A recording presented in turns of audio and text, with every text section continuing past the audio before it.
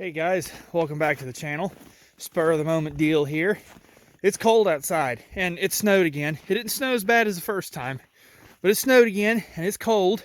So it's about 9 o'clock right now and it's almost to 10 degrees.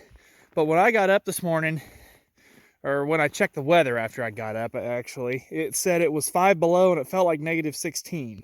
There's no wind outside. So what we're gonna do is a little cold start on the Kubota here because it's in the shop. Well, we'll crack the door here just a little bit if it'll move. Yep, it'll move. Okay. And yeah, I know. Okay, yeah, it's got functioning glow plugs and all this other stuff and blah blah blah blah, and that's not very interesting. And some of you are probably asking, well, why don't you start one of those old Versatiles, you know? Because we got the 800 sitting over there, and a lot of you might be wondering about that if you follow along with the channel. And look, those tractor batteries are 3 automotive batteries in weight and in just physical dimensions, okay?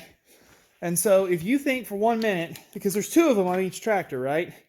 If you think I'm gonna go out there and hook those batteries up and sit there and crank that Cummins, because that Cummins is not gonna want to crank. Oh, somebody left the door open on this. How dare they? But the 855 is not going to want to crank. Not in these temperatures. What is the temperature out here? I forgot I put a thermometer out. Okay. Oh, hell yeah. We're almost at 10 degrees. Would you look at that? It's practically tropical out here. So it's only like minus 12 communist. That's not too bad. But I'm not going out there to crank that 855 over. All right, if you think I'm going to go sit there and change batteries around and spray ether into it like I'm zip ties and bias plies, you are dead wrong, because I'm not doing that. Because all I'd end up doing is draining the battery. So we're going to see if this thing wants to start. We're going to see how long it's going to run the glow plugs. The funny thing about this Kubota is, unless it gets below like actual freezing, it doesn't run the glow plugs for more than a second. But it's going on quite a bit today. It's going to take this thing forever to warm up.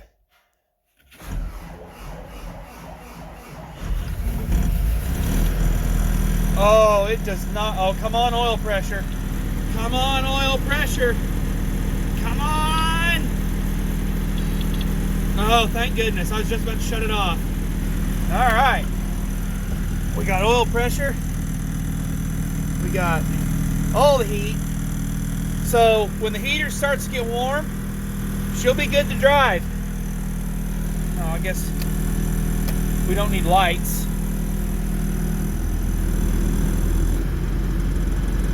We'll give her a little high idle.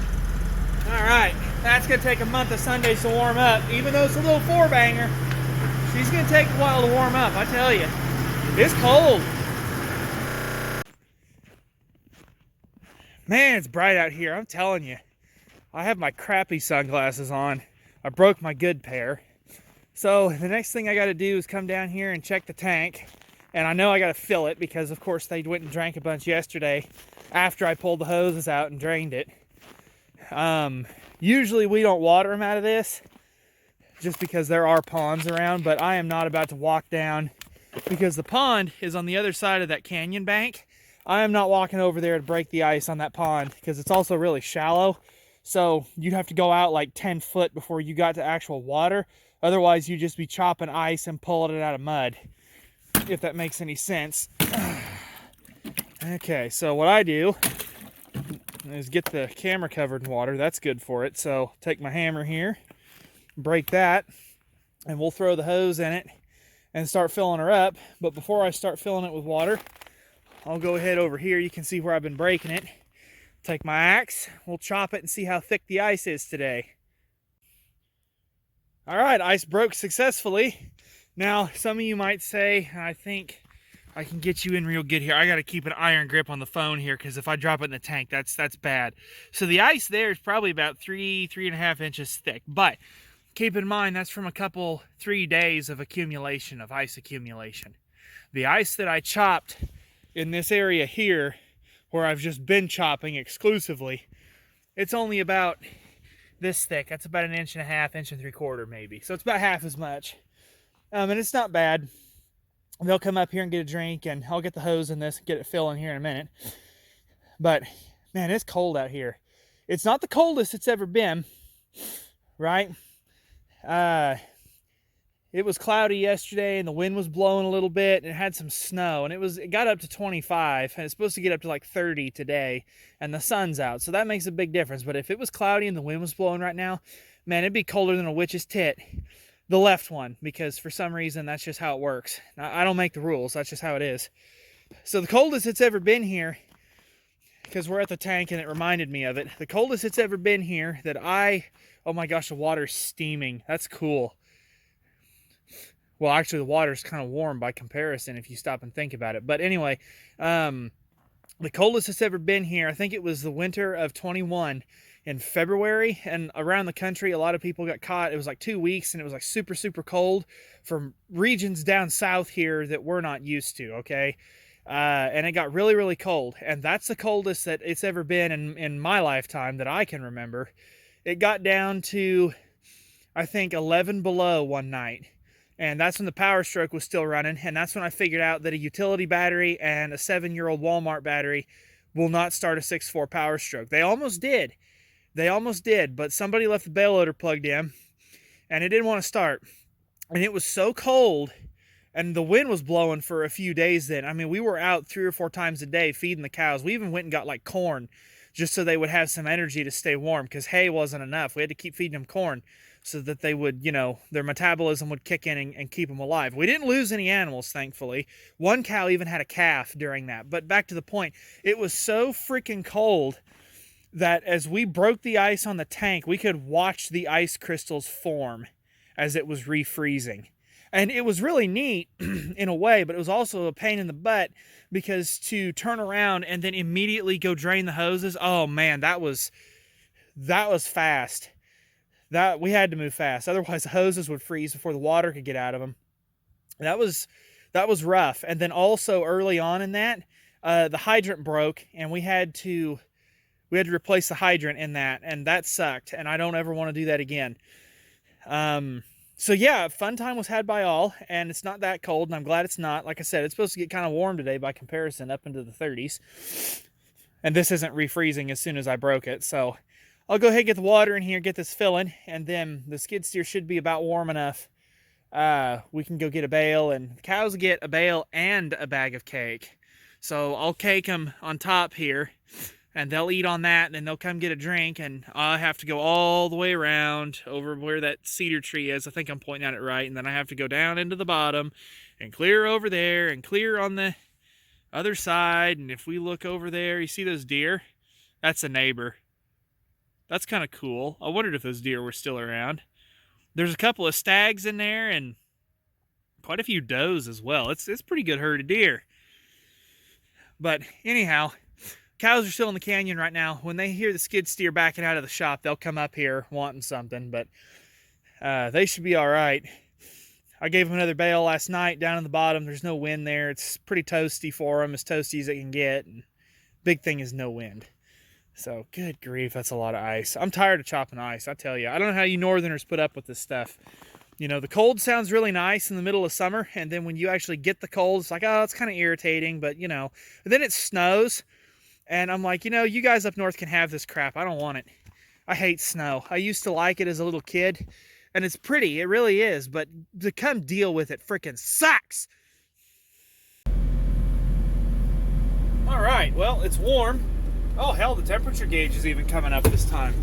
Wasn't that nice? It's that one. Okay, even though this is joystick, I still gotta have 2 hands to drive it, so unfortunately you guys can't come along with me yet. Man, I need to get some window latches ordered so that stays shut. It is so nice to be able to put this thing in the shop. You guys have no idea how exciting it is. So, alright, let's go get a bale and feed cows. Yeah, I put it out. It's there, I promise. Make sure y'all get some. Okay? How are we doing, girls? How are we doing? How are we doing, kids?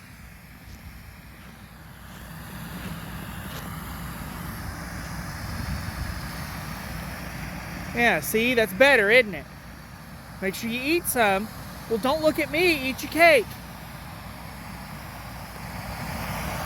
All right.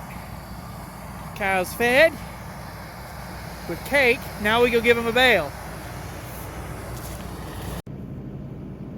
So even though it's supposed to get warm today, we're still going to feed them down here in the bottom.